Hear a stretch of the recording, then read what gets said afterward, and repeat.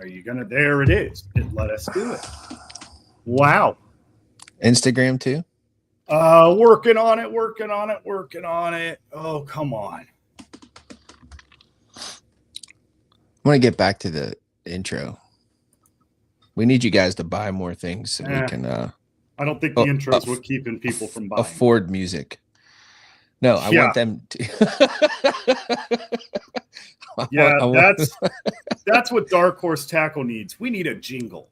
We do need a jingle. Because that always works. It's never the guy who has some sort of money front mattress store that has a jingle. It's your trustworthy companies. I like jingles. Jingles make me feel good. I think and people want to feel good. I think the financial experts would agree.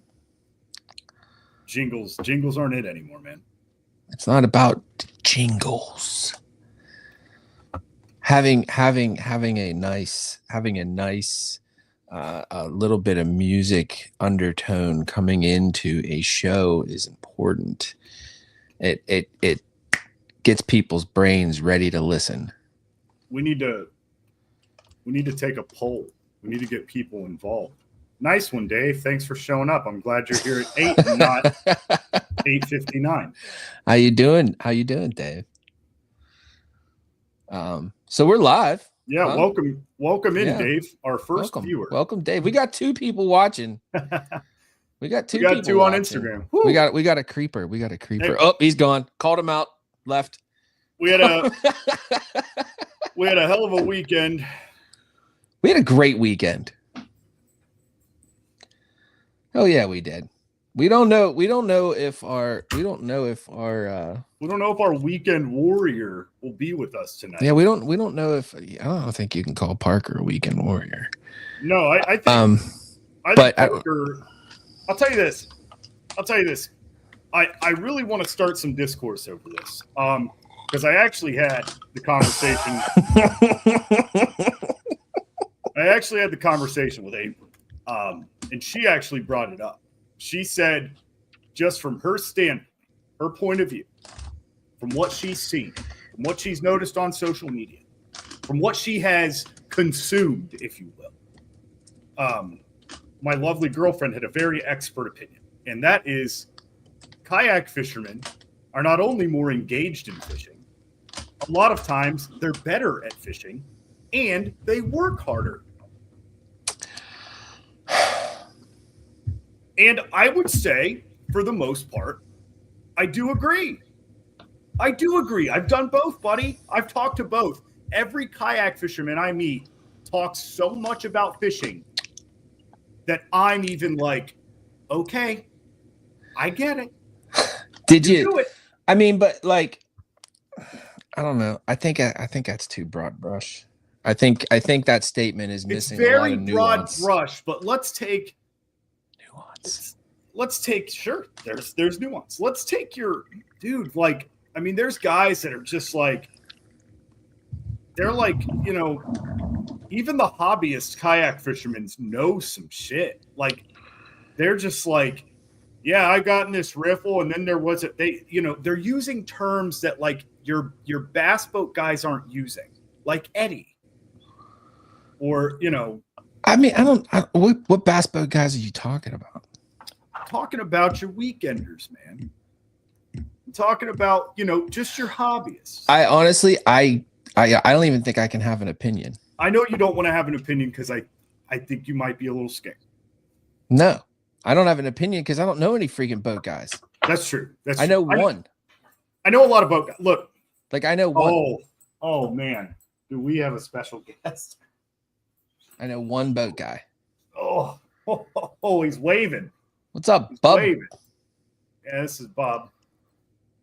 We'll be doing the show together since Ryan's not here. Does he get his own little screen? What he needs the Bub cam? He needs a headset. We could put a GoPro on his neck. Put a GoPro on his head and just put it down here, and we can watch what Bub does. He's upset, dude. He's not having it today. All right. Let's get out a little, man. Oh, don't act like you want back up here. But no, so river guys are like... You want a bandana for that dog? We got one. So river guys are like, hey, just a little hobby deal. I've got this 19-mile portage involved trip. I'm just going to need to borrow your vehicle. Dude, when I had my boat and I got out and 30 minutes went by and I hadn't got a bite, I went home. Like, I went home. And granted, I lived right by a lake. I had a truck. I could just pop in, pop out. I'll come back later. I never did. But if you're on the river, dude, and you're doing like the trip we did, that's like 8 or 9 miles. Like that's a decent chunk of water. But you're stuck, buddy. You're stuck. There's no like you can paddle back. What's the fun in that? There isn't any. There isn't any fun in that. And I'll tell you this, the times where I have had mechanical issues, bass fishing on a boat has made me a better angler. I have won 2 tournaments without a trolling motor in my life. Because you had to figure it out. That is because I had to figure out how to keep my boat in position. Necessity. Exactly. Because, I mean, granted, it is a tournament setting. Like, dude, you're not turning around and going home. You put money down? No, sir. Not a chance. Like you're not. Okay, so what's different? Isn't that the same? Isn't that the same as getting on a river float? Like you're in it. You're in it. You're definitely in it. Sorry, my cord is being ran over by my chair right now, and I can't get the wheels to go the right way. I do not believe whatsoever that you're having technical issues. I don't believe it. No, I never. As a guy who never has technical issues. What's up, Michael Bradley? How you doing, bub? Defiant Fishing has joined the live. Hello, Oliver. Thank you for all that you do. Love your products. Oh, what's up, bub? Need to work together again. Is he on Instagram? Instagram. Yep. Maybe I'll turn that on and watch. That is a company. I'll tell you this. That is a company that I have just pulled. We gotta get Defiant back in the box. Yeah, for sure. But that is a company I've always just pulled for. Like I love seeing their success. I love seeing their booth every year. Mm-hmm. I like, it's cool baits.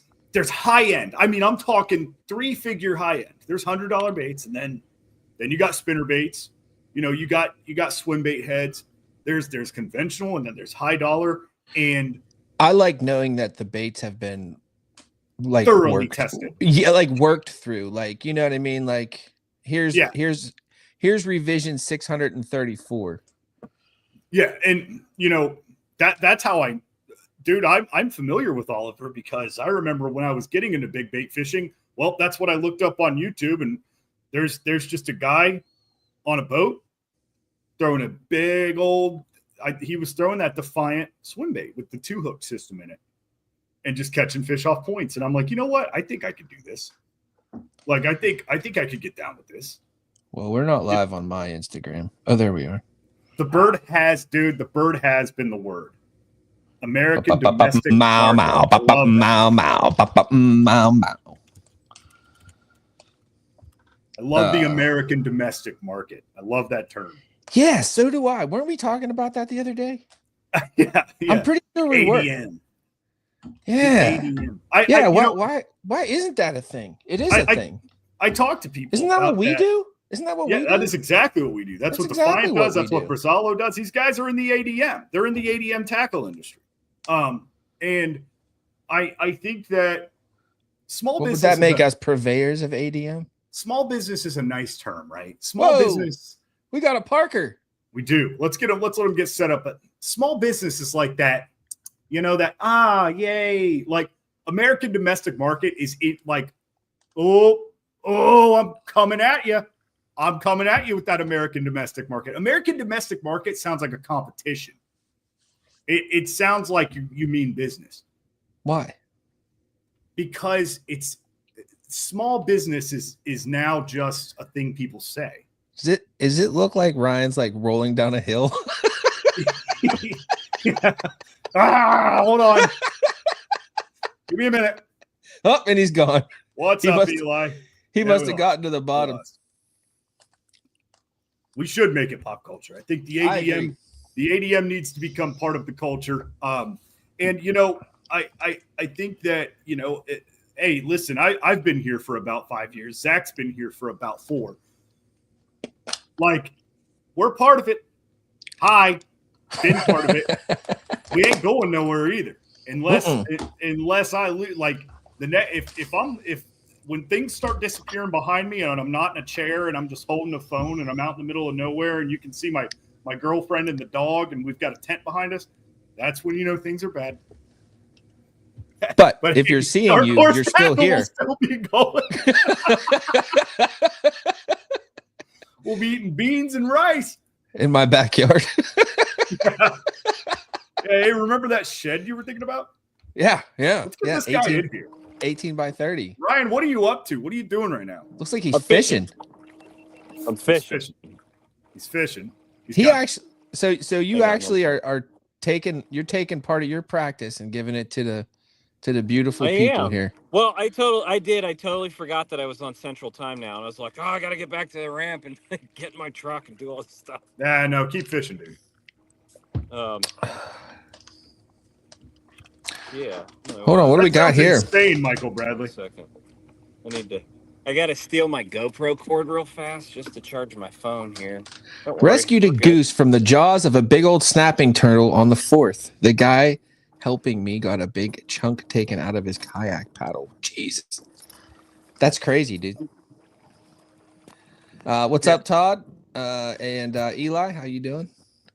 Todd, Eli. We got 7 people watching now. I will tell you what. If you were on the fence about this and you didn't go because you just said, I don't know, it's a little bit too far. I caught 90 inches in like an hour and a half on this river. Wow. I've never been on it before. Just like show up and just smash 90. And the thing is like I'm chucking 17 and changes back. Like these don't help. These aren't going to matter. Like. So why don't you do a quick plug and tell everybody where you're at and what you're doing and why you're doing it? Yeah, I'm out here on the Upper Mississippi River, literally right outside of St. Cloud, Minnesota. Minnesota. Minnesota. We got the Kayak Adventure Series Bronze Quest this weekend, Friday and Saturday. So I'm out here trying to put the puzzle together, figure things out, and yeah. It doesn't hold a candle. It doesn't hold a candle to the Beaver River, does it? The beaver's pretty sweet. I haven't found 100-degree water yet. I have found some fish a little bit bigger than we caught in the beaver. just a little bit. And I'm not there to steal any from you. Well, yeah, that's true. That's true. I've seen one person come down the river. That's awesome. No way. Mind you, I got on the river, I don't know, 2:30, 3 o'clock or so. About three. And yeah. So you drove like what? I don't 6? even know if that guy's in his boat. I think it's just a boat. It's not 6, it's like 9. You drove like 9 hours, rolled out of your truck into your kayak and on. Who's 9? What was the drive time on that? Like 13. Okay. It's a haul. Okay. Wow. I'm gonna go ahead. Yeah. I'm gonna first impressions. Worth it. Worth the drive so far. Nice. It's been it's been fun. It's all been like I mean, it's just I don't know. This place, it's already setting up how I like to fish. Like it's like heavy rods, heavy line. Like you just give them the business, man. I've at least found one little area. I think I've got something to expand on, and kind of figure that out. And it's you guys are getting freaking spoiled in July for those who have been subscribing, because the baits in that box are the baits that I've been throwing, and like almost exclusively for the last couple months. Like it's a well-crafted box, and I can tell you from the last several months several years of throwing it, but the last several months have produced a lot of big fish this time of year on those baits. So there is some madness in that box. just want to let everybody know today is July 8th, Tuesday, July 8th. Tonight and tomorrow are your last days to subscribe to the box and get the River and Creek Special Edition July box with full art box. Ooh, Oliver Yeah, Nye special. is subscribed. It's gonna be cool. It's worth it. It's worth every penny. That's an awesome box, and I can't say it's worked so well for me today. Like I really don't even want to say what I'm using in the box because I have given some hints of what's in that box, and yeah, I don't want to So give it away just in case that this little pattern holds thanks, up for Oliver. We appreciate you, man.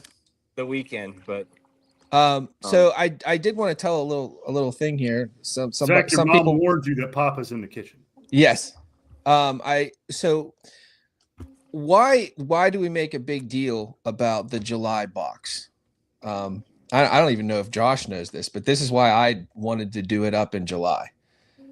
July was the start of the new website, the start of the bait shop, and a celebration of our freedom from our former platform, Cratejoy. Yeah. So, but also the month it's literally what Zach allowed got Dark his Horse first Tackle to box. expand. What's that? It's also the month Zach got Yeah, his first that's also the month I got my first box. So July is pretty important here at Dark Horse Tackle, and yeah, July used to be the topwater box until we figured out that we're giving you topwater way too late in the season. so you guys are literally celebrating your independence in July, also. Yeah, we are. Correct. Yeah, see, correct. Yeah, yeah. Well, yeah. I'll just stop it on that. Yeah. So, I think today we decided we're going to do a little recap. The three guys here on the screen in front of you. We did a little float trip on Saturday, had a great time, and learned some things. Watching Ryan, I learned a few things. Dude, I learned the biggest takeaway is if you want it, you got to work for it. And if you got to work for it, you got to bust your ass. Like, I would watch this dude catch a fish in a little bit of a riffle, get blown 30 yards, and then just right back into it. Not only that, but long casts are not necessary. No. No, they're not. Ryan was sit on the fish. What's up, Dustin? How you doing? Long time. Yeah, he was busting. And so Ryan, what was your deal down there? Yeah, tell us about what you around. learned. Man, I kind of challenged myself to stick with like items out of the July box, like exclusively, and I just fished them different ways, because what I've included in there, like there's not one way to fish anything in that box. Right. There are multiple trailer options. There's interesting topwater, interesting, jig presentations that are not your typical crawdad stuff. But up there, first thing in the morning, that was that much more of a swim jig bite up in the wood. And then it was the bug. And I'm not going to say anything more about the bug, except for the bug. Hey, that's fine. And so, like I said, if there is a theme, I think, to the July box, aside from, it being kind of specifically put together for current and rivers and creeks and stuff like that, it's alternative food sources. I think we've talked about it before because it's some really interesting stuff that's just overlooked. Oh, we get one live. We got a show on our hands now. FOMO coming up. Yeah, baby. See, this is a little one. What's in his mouth? A little. It's that pillhead. It was a jig. It was that pillhead. It was that pillhead with That's the awesome, riot man. tantrum. I was hoping that was going to happen. I had faith in you, buddy.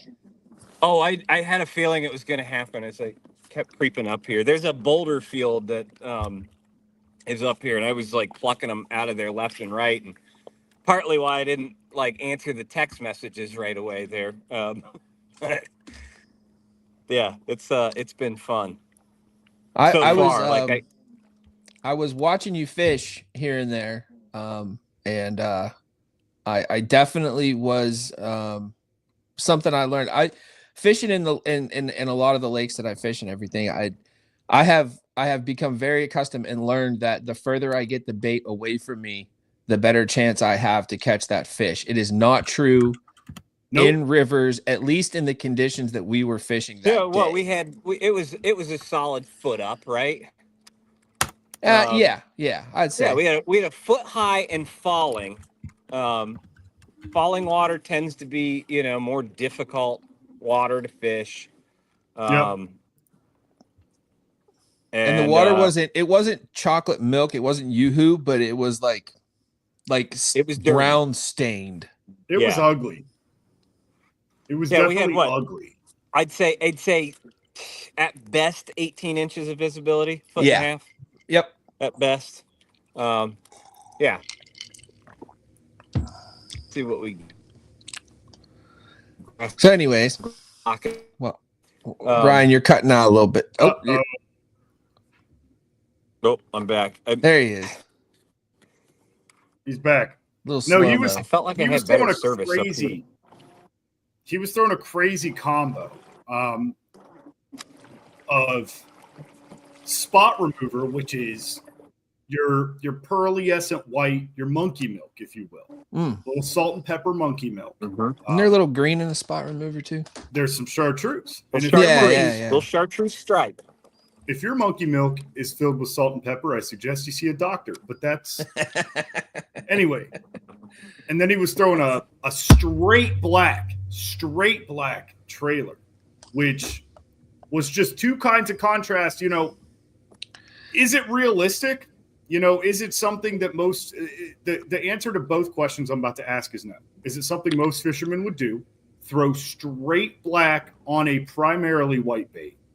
No. But didn't he switch to white and it? I thought he did. I think I got video. I started the day throwing a bluegill pattern, and I switched to the spot remover swim jig. Whoa! Just racking them up. Just on them. On them. But So I started with actually I started with this one, like right here. So it's a bream bluegill patterned skirt, and kind of that. I think it's like a watermelon pearl trailer that's on there. That Michael, the answer to your question the black is trailer. The black. Go ahead. Sorry, I was going to say something smart. You're always saying something smart. Yeah. The purpose of the black trailer on the spot remover is that straight black kind of makes the translucentness of the white go away because it gives it a really hard, opaque, contrasting background under the skirt. So, and in that like 18, like about a foot to 2 foot of visibility, I've just found that combination just works to get fish to react to it. I'm not really sure why. I'm not sure if they can just track it better or what the deal is. But I can tell you that it works. Yeah. I can tell you that it works too. I watched it kick my ass. And,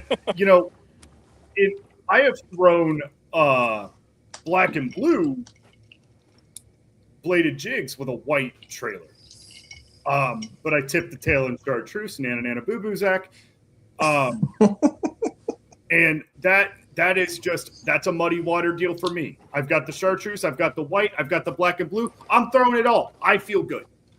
If my dad is still watching, Dad, I now understand. We take the time to pick out these beautiful baits, and the bait makers take the time to make these beautiful baits, and then Josh colors all over them. Yes, and it bothers me. Hey, so Dad, listen, I now understand. If anybody could replicate Spike It marker chartreuse with 8 swipes on each side. Oh, see you, Ryan. With 8 swipes on each side, and inject that as a bite me bark on that bait, I'll do it. I'll do it for 38% off. Oh boy. So we also learned another neat trick on the Beaver River float this past weekend. And actually word of warning. Oh. So Josh had his kayak on his roof rack of his Jeep and had it strapped down through the scuffer holes, four different straps coming down, from the roof rack through the scuffer holes to hold it down nice and tight, which works very well. However, Josh, what happened? So what happens, for one, on the problem with roof racks is that obviously they're never going to line up where you want them to line up. It's just not going to happen. So I've got to angle my straps just a little bit. They're kind of at this kind of an angle, coming back to the front anchor. And that's the best way to transport my kayak on my Jeep. Well, what happens is when you're driving 70 miles an hour, the straps will be moving because no matter how tight you tighten it down, it's still going to vibrate. Actually, the fact that they were that tight actually assisted in the it unwanted became outcome. An oscillating tool. And it sliced some little pinholes in my kayak, which allowed it to leak. I think it's a little more than a pinhole, bub. Listen, so it's like a gash. Every fishing trip, my lovely girlfriend decides to pack me a bag. And what I didn't realize. Okay, I got 2 bars now, so maybe it'll be a little bit better. Good. So what I didn't realize is that she packed me a pack of chewing gum. Not just any chewing gum. Big League Chew. Big League Chew. Yeah. Yeah, the stuff that makes you feel like you're chewing backer. And we're going, and we go down this one really gentle riffle. And like, I'm about to roll out of my kayak. I'm like, oh my God. I'm like, what is with the stability? So I shake it one more time and I can hear nothing but sloshing. And I go, dudes, I said, can you guys assist me when we got to pull over? I got to dump all this water out of my boat. And Zach says, do you have gum? As a joke. And I'm like, as a matter of fact, I do. So I put like half the bag in my mouth. And for the next like 10 to 15 minutes, I'm just power chewing. Nom, nom, nom, nom. Like, I don't want any flavor. I want that gum to turn hard. So I stuck gum in these holes. And the gum held up, built itself in that. For what, 3.5 miles? For the rest of the trip. I mean, we really weren't that far, dude. We were probably 2 hours in. So it was probably close to, it was somewhere between, we'll say, somewhere between 3.5 and 5 miles. Yeah. Yeah, you went from gallons in your boat to a couple cups of water. Yeah, maybe 2 cups. And Dustin, Ryan is going to fix that for me when he gets back, because him and we've got some business to do down on these rivers over here. In lieu of the, hey, God dang it, he's chewing on a box. In lieu of the July river. But don't worry, ladies and gentlemen, the inventory is in Pittsburgh. The dog is not chewing on your baits. Yeah. The July box. Sorry, we'll be doing an unboxing. We'll be doing a video. We'll be getting some content. We tried this week, and I am just as Zach calls it, a black cloud of technological difficulties. I am just an EMP. He is. It's the truth. You know, if my phone's not working, my GoPro's not working, and my kayak's not working, hey, at least the rods and reels worked. I just want to give a shout out real quick on Instagram to Brody and say, hey, how you doing, buddy? Hey, Brody literally kicks everyone's rear end damn near into first place every single time on the slot limit tournaments. And I think one of these days we should invite him on here and have a little chat with him real quick and what's your secret? And hear about that. Well, it's a spot secret, but I don't think it's just that. You know, obviously he can catch him and get him in the boat. So I'd like to hear what he's doing. Yeah. But anyways, so yeah, little MacGyver action, and through a small myriad of bait changes, I MacGyvered myself into some fish. I didn't have the best start. I brought a rod that I like using to throw for something that it's not the rod to do it. I brought a flipping rod to throw a damn spinner bait, and it doesn't feel right to me. And I held on to that spinner bait because Ryan gave me a ton of confidence with that spinner bait. And I swapped some stuff out, threw on an HH micro blade with the trailer. I always forget what that paddle tail's called too. The guppy, little baby on it. And then the 1-2 punch was that's that H&H. Yeah, the HH guppy and the HH. Oh, he's on again. Woohoo! FOMO. That's a better one. I was gonna say it looks better. Feels better. Pause for bass. Everybody clap. Woo! That's a better one. Can we get some claps in the chat? Hello. Yeah. Where's Seven- the emojis? Almost 17er. Nice. They're all fat here. Yeah, dude. Like, and then just once I saw Ryan like throwing a moving bait and then slow down to fish, I'm like, well, you know what? I'm gonna put the snapshot on. So when I get bit on this bladed jig, I'm gonna try to slow down, throw this snapshot at him. Snapshot did good. But there's something to finding a 1-2 punch in everything. Because Ryan did say something to me. He brings 3 rods out, and then you'll see one go away. What's he got on? 2 reaction baits, 1 slow bait. So he'll find out which reaction bait's getting reacted upon, put the other one away, and that's when he pulls out the 2-rod system, slow down bait, and the reaction bait. So that way, as you're hitting spots, you know, as you're moving, you're covering water because you have to, right? Like, you guys aren't going to believe this, but I never slowed down. Yeah, like the entire That was time. surprising. It was The entire you were ahead time. of me most of the time. But you know, towards the end where we hit the really crappy, you know, the last like 1 mile stretch, and that thing is just, man. They got to be in there, though. They got to be in there. Every time we get to that part of the beaver, I'm just like, ugh. I want to go home. Like, I'm just fishing wood and mud. Like, come on.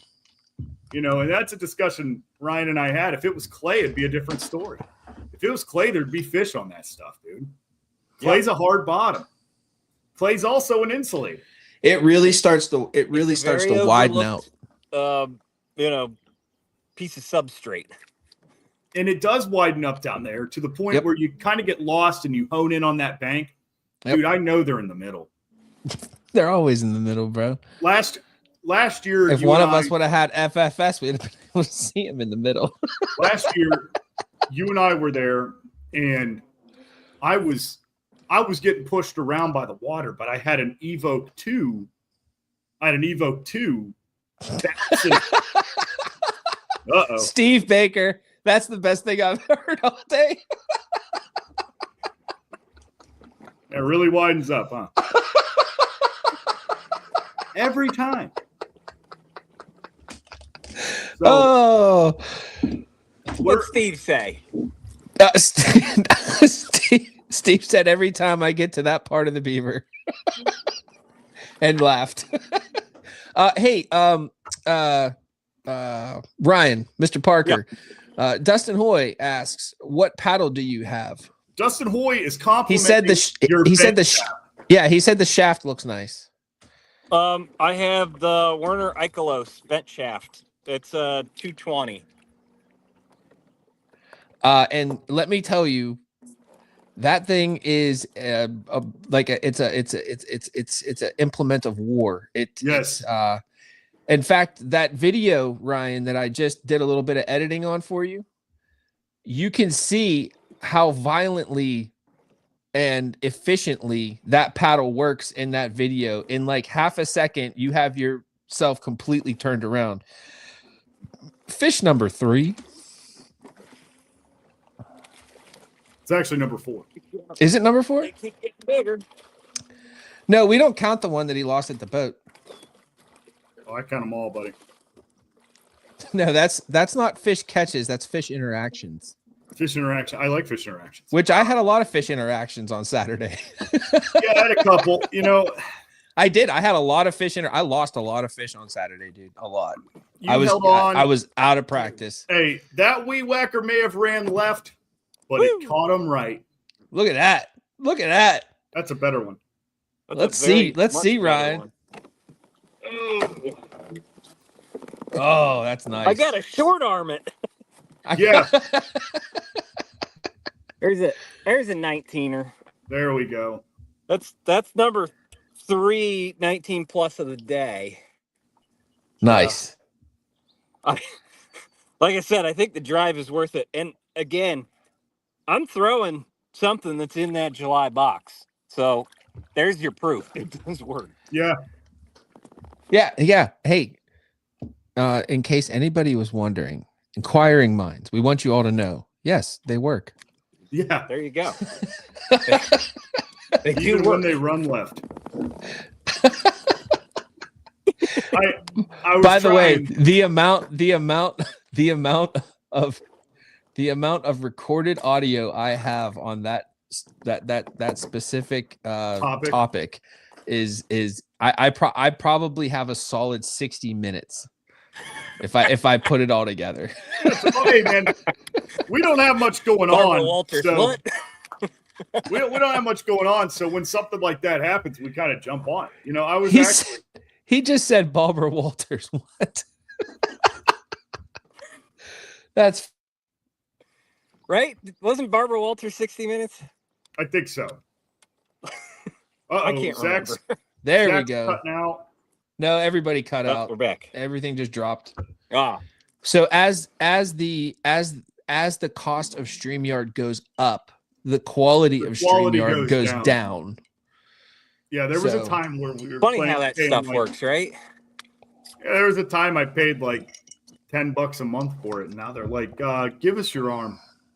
Dustin, yes, that is what Ryan is doing. He is practicing for KAS up in St. Cloud, Minnesota. And doing well. Yeah. Eli, yeah. The art for the July box is actually done by one of our longest standing subscribers. Yep. And I wholeheartedly encourage everybody to pay attention to the pamphlet. And if you want some good fishy artwork from somebody that's very talented, follow that. You can get prints of her stuff, and it's fantastic. Zach likes art. I do, man. I got some of this artist's work here in my house, and I don't know. I like it, man. I also just have some of the craziest things I've seen in a house. like what? Like a Give me rocking goat. Like a rocking goat? I do have a rocking goat in my house. Listen, I grew up on a goat farm, man. What do you want? And cast iron scarecrow on the wall. Wrought iron, maybe. Yeah. Hey, listen. I to each his own. To each his own. So, a chest that looks like it has 16 four-sided doors. Yes, that chest is huge. It is. It is currently base of operations for product photography. Yes. Yes. So as far as what for me this weekend on Saturday, whenever I was on the river, I primarily threw 3 baits. I threw the EVK out of the Tackle Talk Bass Essentials box, and the crankbait bite, which is usually really good on this river, was tough. It was tough. Like they weren't having it. I was gonna say, what did we get? 1.5 fish on crankbaits. Yep. I think. Yep. I did get one. I threw the Wee Whacker, which is what most of my fish came on, and I was using the CP craw, which we have in the Tackle Talk Bass Essentials as well as in the bait shop, and we've put it in a box before, a subscription box as well. I was using that as a trailer. Worked very well. I really liked it. But yeah, most of my fish came on the Wee Whacker, and then towards the end of the trip, I switched over to the H&H microbladed jig 1/4 ounce in the Smalley special color, which is like pink, white, and gold. I lost my Smalley special. I'm so torn up about it. I ran into fishing line twice, and I've never ran into fishing line there before. You do have an owner code, bub. Get you another one. Yeah. Once I get some money, I will. That website's just too expensive. Because believe it or not, the website actually usually comes in a little cheaper than you'll find at most places. Believe it or not.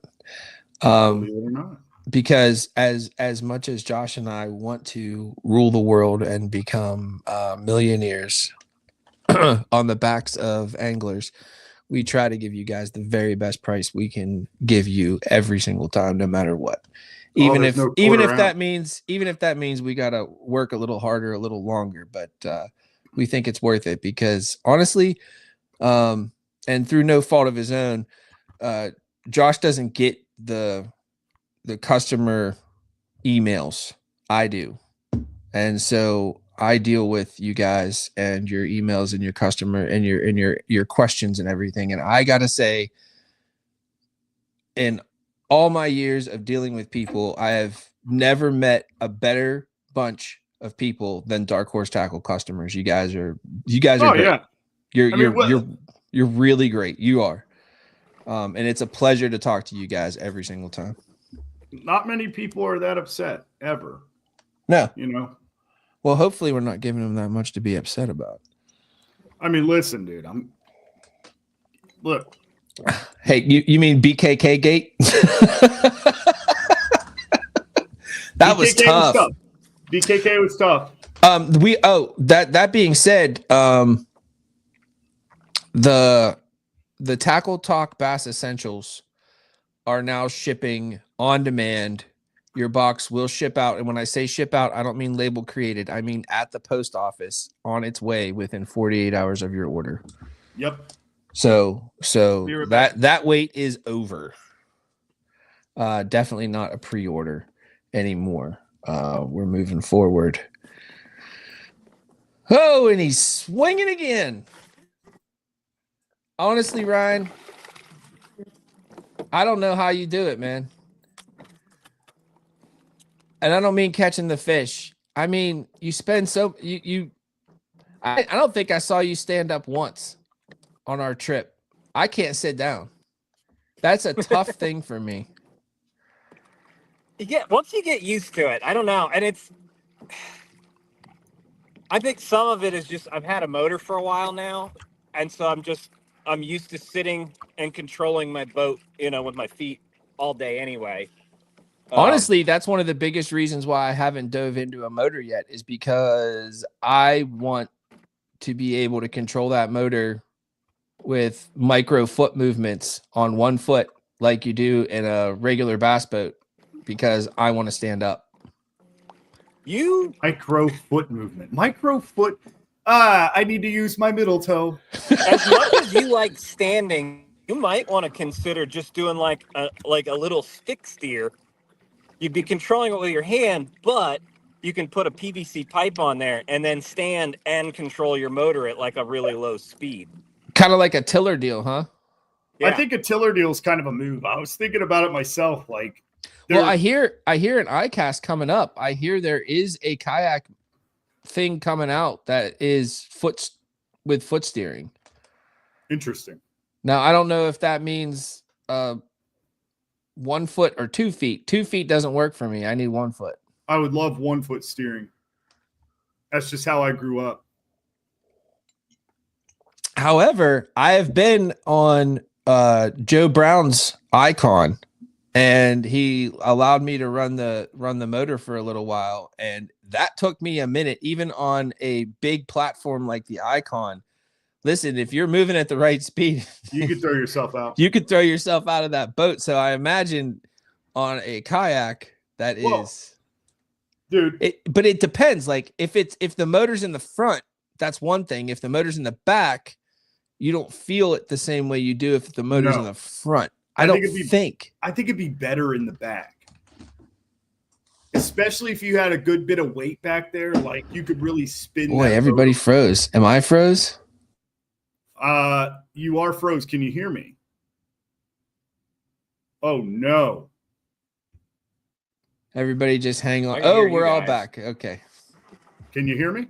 Yeah. I had mine muted because I'm pushing up a rapid right now. No, we're having small StreamYard outages intermittently.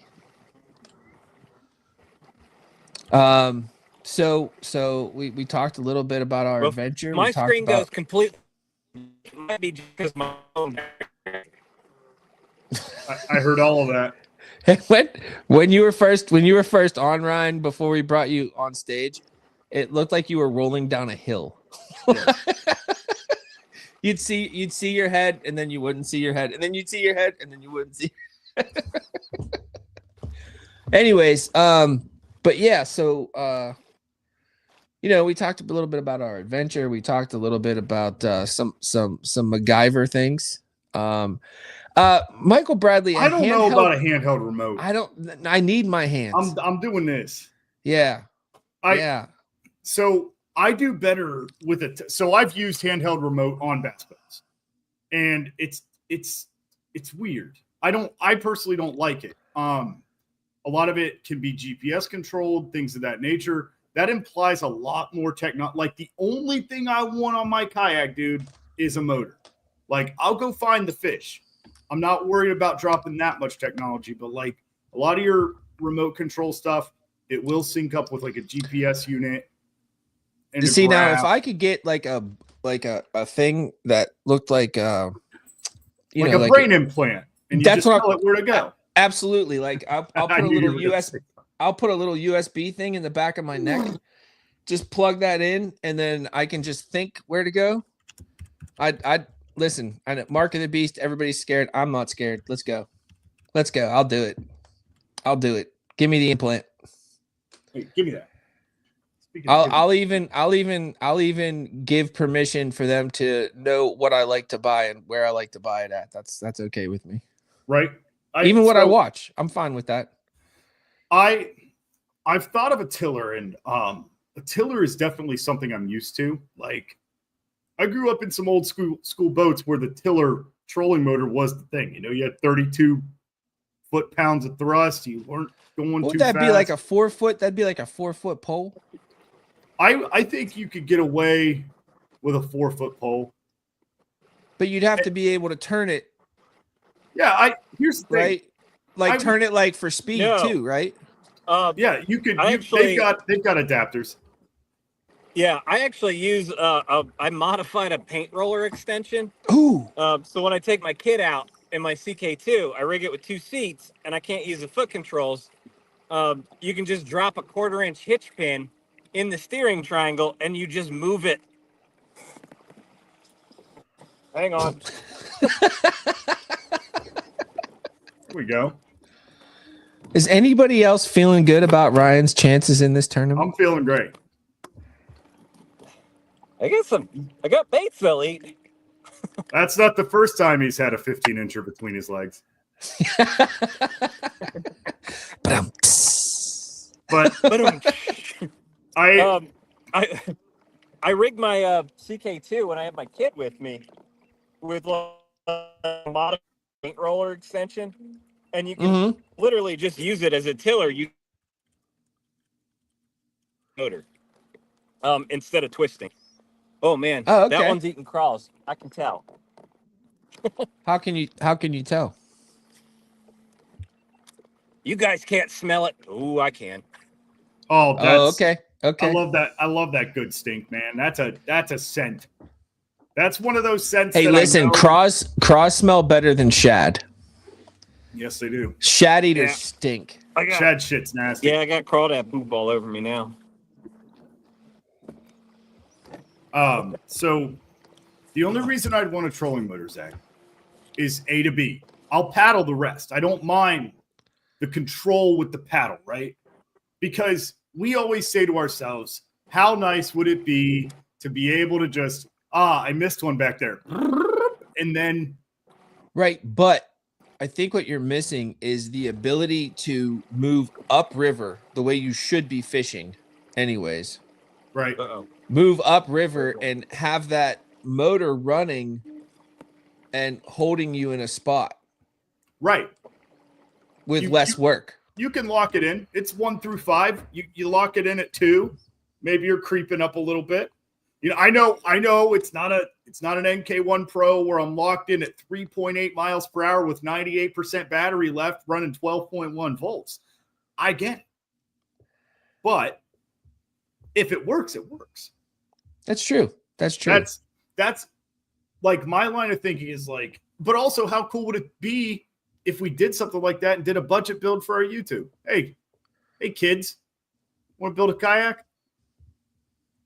All you need is a seat. There's your budget build. Grab some rods and go fish, dude. Get a lawn chair. Get a kid's lawn chair. No, I don't know, man. I'm definitely gonna get a motor.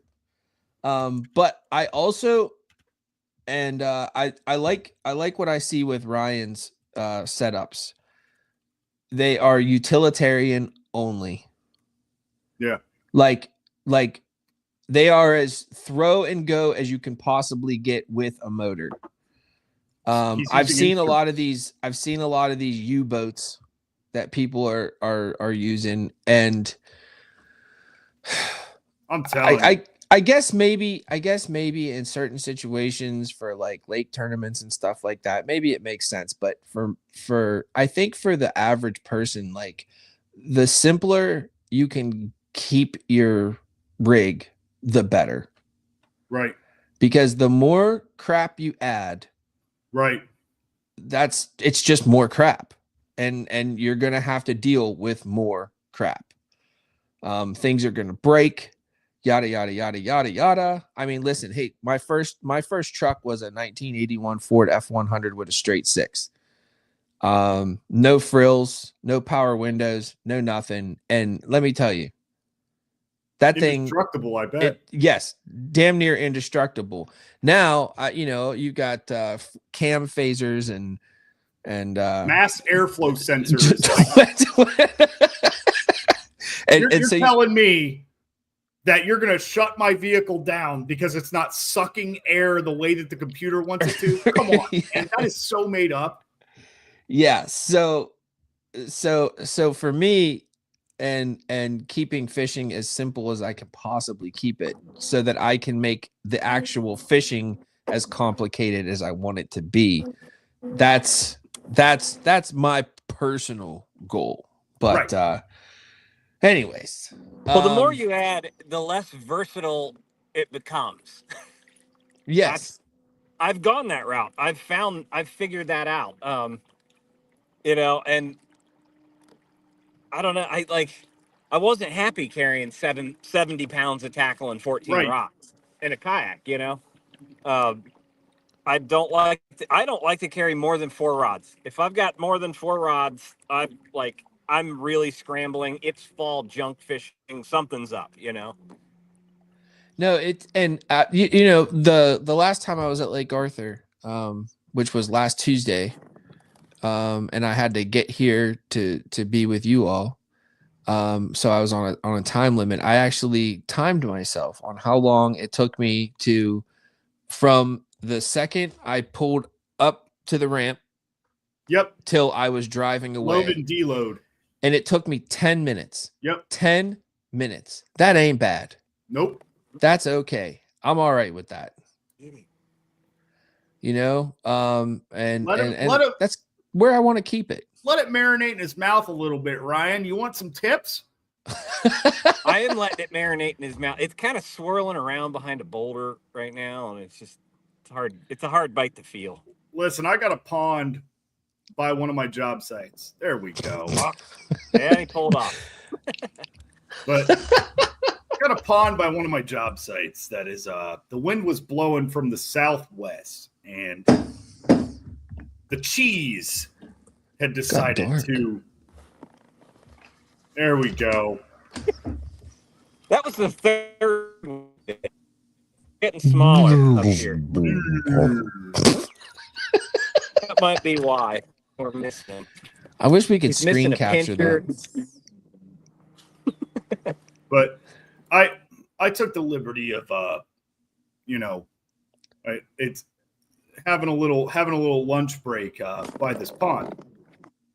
There we go. I'm just gonna keep telling the story so he keeps. So today, Josh, I was at one of my clients' house, and I had my phone sitting on the table, and we were talking, and he said, "So Zach, how's the business?" Nice.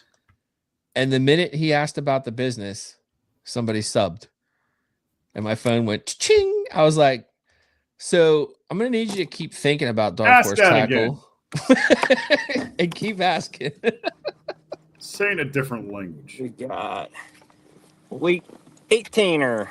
Nice, what do you dude. got? One more time. How long? 18. Nice. That's a good fish, man. Hey, there we go. Is 17, 18 about the norm up there? 17 seems to be about the average size fish. It's pretty crazy. Like my best 5 right now are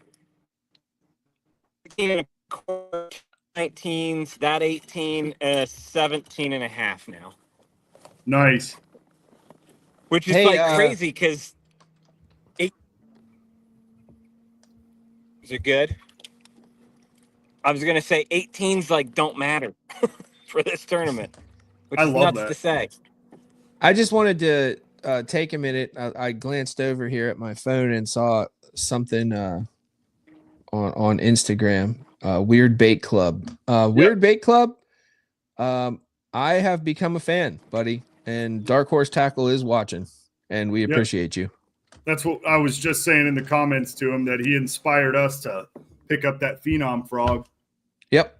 And oh yeah, dude, I like the content. I like that's the kind of artistry I enjoy. Oh, speaking of weird baits, guys, there is something coming in August I am very excited about. It is wild. Which one? It is wild. I have one in particular I am very excited about. It's definitely a thing. Yes, it is definitely a thing, and it definitely is extremely effective. Might be the thing. But I'm very excited about that thing. So, we've got 2 perfect pairings for you in August, which is going to be fun. Don't give away the farm, buddy. I'll be right back. Oh God, farm might be gone. But yeah, I stopped by this little pond by work today and threw my Hags frog around. Now I will tell you this: I was losing them in heavy cheese, but that's probably operator error. But I'm talking, I set the hook and I don't even feel weight. Like I feel the weight of the bite, and then I set the hook, and I've got 2 pounds of crap coming back on me. And a conversation that we had this weekend, all 3 of us, about the Hag's Frog is that when you set the hook on that bait and you get a good hook set on that fish, like those 2 hooks are pinned in that fish. And that's what's been happening for the most part on my end, is really pinning that fish and getting that frog body to move up, move sideways, move out of the way of those hooks. That is what you want when you're frog fishing. And it feels good to have it that way. Now, when Ryan comes back, we got to wrap up. Yeah, absolutely. Or if he comes back. I was just talking about the cheese mats I was fishing today at work for a few minutes. Today was my first day I was missing fish on the Hag's Frog, and that's because, well, I took a look at a bite that I missed because he made such a big circle. Dude, there was that much weed. Like it was the slop. It's the slop. And see, I don't know. Slop in the Hag's Frog may not work out very well. Slop in a lot of frogs don't work out well. And that's just because when that fish bites that bait and takes it down and you set that hook, what's happening is he's eating the junk. You're setting the hook, and that when that junk encapsulates that bait, 50, right, which is why a lot of guys will add weight and crap inside of frogs when they're fishing those cheese mats. That frog will actually push down harder, and you're moving more of that you're making a part. Yes, you're moving more of that crap away. So when the bass does come up, not only you're moving it away so that the bass comes up and gets more of the frog and less of the cheese, but you're also making more of an impression into that mat. But I'll tell you this, noticed. Open water where there's scattered cheese, scattered lily pads, scattered tail, dude. No, it's amazing. I caught one open water at noon today. And I just made a cast to clear some line out, and I was like, might as well reel it back.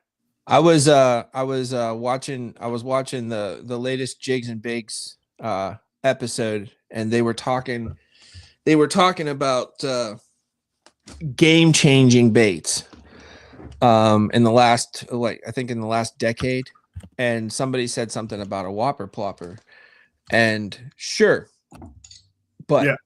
To me, a bait like the Hag's Frog or the Rage Shad.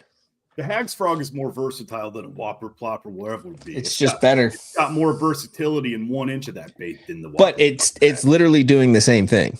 It is making a gurgling noise, yes. That's right. But the whopper plopper is a gurgling noise. The Hag's Frog is not only a frog, but it makes the gurgling noise. Yeah, it's a soft plastic buzz You bait. cannot walk a whopper plopper. Nope. You can walk a Hag's Frog. And you can make the Hag's Frog look more of a distressed bait fish or animal, whatever. Make it look like a distressed piece of prey more than you could a whopper plopper. And I was doing that the other night. Like I was teaching April how to fish a frog. And well, guys have been doing it forever with the cut tail worms, the speed worms. Guys have been doing it forever. It's just it's a very slept on thing because nobody ever thinks, hey, I'm going to take this worm and rip it across the top of the water. Right. Well, it works. Oh, dude, that was actually my first experience with a speed worm, and it's not the cut tail. It's the paddle tail. My dad was throwing a Cinco, and I bought a pack of Junebug Zoom speed worms, and I was like, these look cool. And my dad's like, they're cool. Yeah, whatever. I'm throwing Cincos, and I'm like, and they have the flat like beaver tail, big flat thing. Paddle, yeah. And I remember I was expecting it. I don't know what I was expecting, but it like wasn't giving me what I wanted. And I fired it into some river weed, and I'm like, I can't feel this bait. Something must be wrong with it. So I just started reeling it back, and it came up on top of the water, just doing its thing, and it got crushed like a fish. The second it left the river weed, a fish left the river weed and crushed it. Yep. And that started a fire in my brain where I'm like, you can do this with any worm that has action to it. You can do this with any bait that has just a little bit of this. And that Swamp Pro Power Glide. The Power Glide is a perfect example. When I got on that Power Glide bite at Lake Arthur a couple years ago, literally you're throwing things that are booshing and whooshing, and I'm throwing this bait that's barely making any noise. Yes. Barely making any noise, and it's just tickling the top. I can't say it enough. Sometimes it's if you are someone that is wanting to fish topwater and that's how you want to catch them, and you're having a tough time doing it, you need to pay attention to the sound.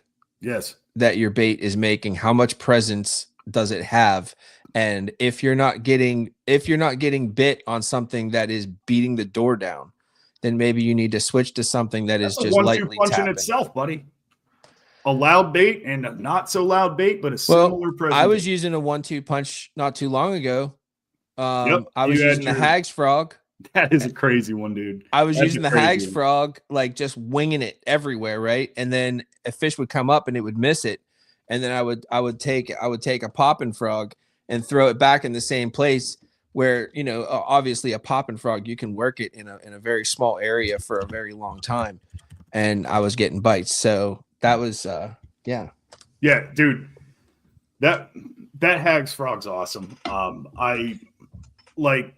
That is something that will probably become more of a staple in our bait shop. It's price friendly. It's unique. Nobody else makes something like it. Yes, there are paddle tail frogs out there. Yes, there not are like frogs, that one, but not like this one. I have thrown Teckle Sprinker frogs. I have thrown your Blitz style with the hard boot tails on it. Yeah, Storm made one, I think. Storm made a frog like that had the big hard paddle tail in the back. Yep. Yeah. And listen, the one thing about these boot tails is you have to actually put a lot of action into it to get it to operate. Whereas the Hags Frog, at literally almost any speed, if your reel is engaged and you're pulling line, it's making noise. It'll move. And it's a cool noise. It's a very fishy noise. Like you're like, oh yeah, something's coming for this. And we will definitely be restocking the Hags Frog. But we do still have some in stock right now. If you guys are interested, I would suggest you pull the trigger. Because there is going to be a pause to where we are out of them for a small minute or two. And so if you want them from us at a fantastic price, listen, I suggest you get them now. They're $7.79. Yes. On a bait that is utterly just continually reusable. Right. And look, and I think there is one small issue with the Hags Frog. But I think I have a hack for it. I've got a fun content idea for frogs. It's going to be a short and sweet one, and you might not like it. You might think it's a little vulgar, but I'm going to do it. It's going to be about 6 seconds. It's a quick tip. I'm still waiting for the leapfrog. Nope. This one's worse. I want the leapfrog. We can't just keep making videos about the Hags Frog, man. Yes, we can. in a world where your average frog price is around $9.99, $10, $10 to $15. And yeah, that's a very low average. Like I'm being very generous with that. Depending on the frog. You know, you get you some JDM ones. Yeah, you're looking at $15 to $20. Would not be me. Would never be me. That I would not. I don't care.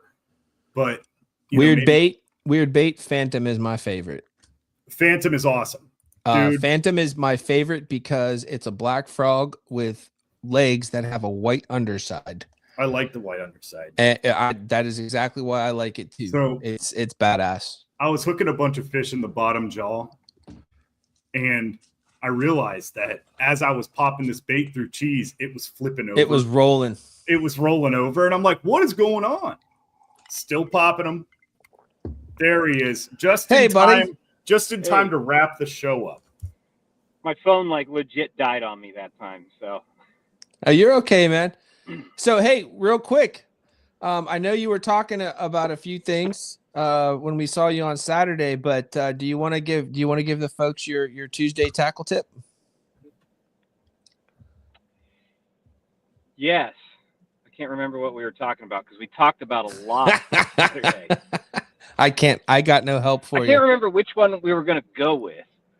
Man.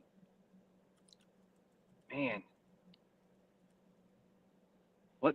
This is where we need Jeopardy Help music. Me out. Help me out. Which one? Dude, I had it on the tip of my tongue about 30 minutes ago.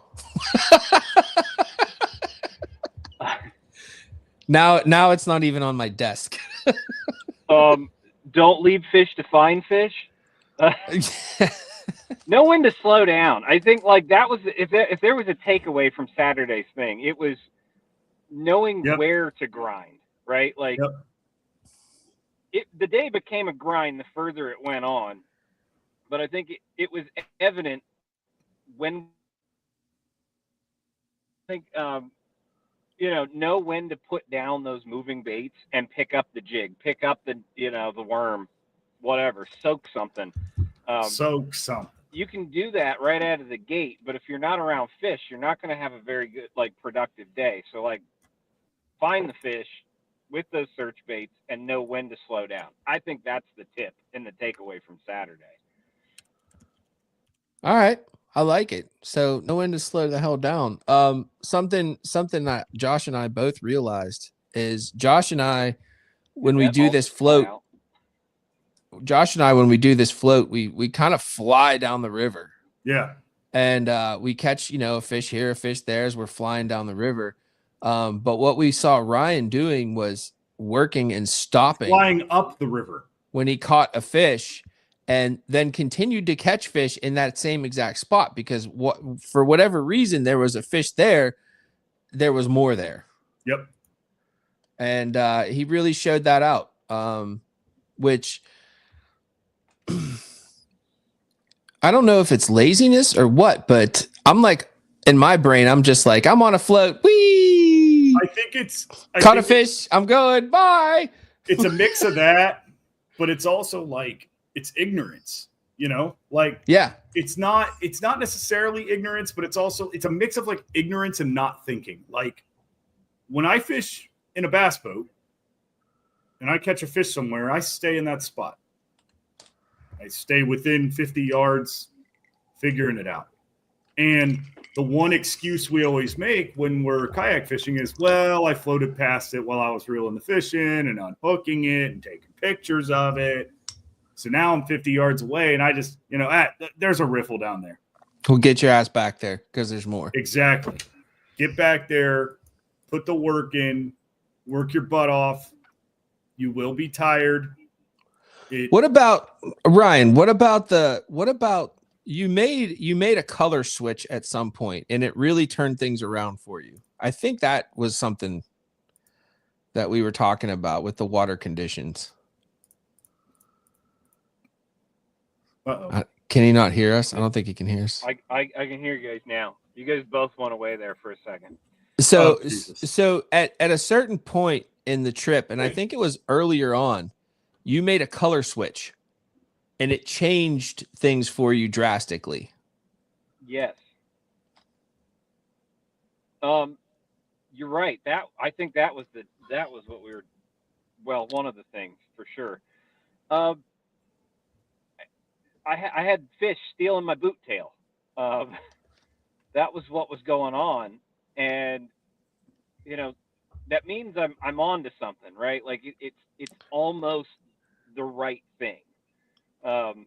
If you're getting fish to like pick the pinchers off your crawdads or whatever, like you're really close to dialing something in, and turning followers and just stuff like that, like into actual eating fish, into fish that react and just swallow the bait. Like that's understanding when to change. And I think my advice for that is look at your conditions. You know, I can catch fish on a bluegill color in dirty water if they're shallow. And what I realized where I was getting the bites was a little bit deeper water, and these fish were coming up for it. So I gave them something that they could just see a little bit better. That was, Right. you know, that was the change that I made. But understanding, looking at the conditions and understanding kind of the clues that have been given to me with the fish just nipping at the boot tail and just stealing the trailer and stuff like that. Like the fish always kind of tell you, you know, what they want and how they want things. And if they're just being picky about it, that means you're really close. And start changing a few things.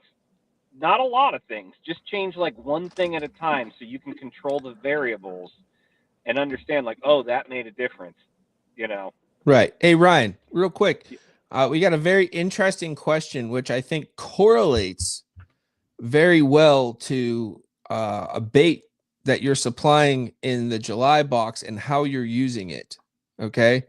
We got a fella asks on Instagram. He said, is it possible to connect a fly on a spinning rod? I mean, is that a good idea? That Yes, makes it me is. think about what you're doing. Go ahead. Yeah. It's very, very possible. You need to match up your spinning rod power. There's a bait in the bug. We're going to call it the bug in the July box. And I have been fishing it as a topwater. I've been fishing it with a through line little dress treble. I've been fishing it on a little mosquito wacky hook. And yes, and I throw that on a 7'6" medium light spinning setup because it is so lightweight. Like you have to launch the thing out to get it there. But so flies on a spinning setup is possible. I think the biggest advantage you can give yourself is get the fly wet. Pick bigger flies. In particular, I mean, I throw hair jigs. Hair jigs are not too dissimilar from Right. you know, say like a Clouser minnow or something like that has tungsten dumbbell eyes or whatever. Like it's very similar. So yeah, it's totally possible. When I first started fishing for bass specifically and got into bass fishing, that was back like 1999, 2000. I actually threw the bigger fly poppers. Yes.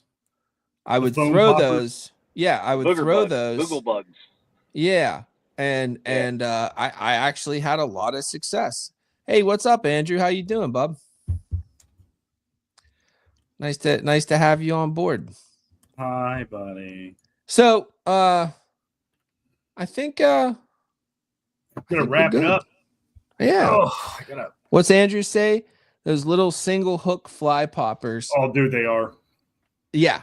The little baits are fun to throw because everything. Well, and nowadays with the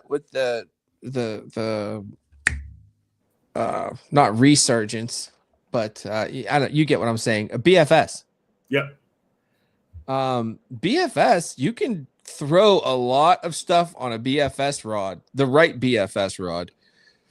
That you'd be amazed. You'd be amazed. Brian, I used my BFS setup for the flipping and pitching for the 1/0 for not the 1/0, the number 1 BKK predator hook on the bug, and I could almost spool.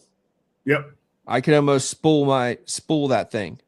Heck yeah. That's how far I could throw it. I had mine rigged the same way, doing the same thing, like sending that bait. Yep. Almost a spool and a half a line.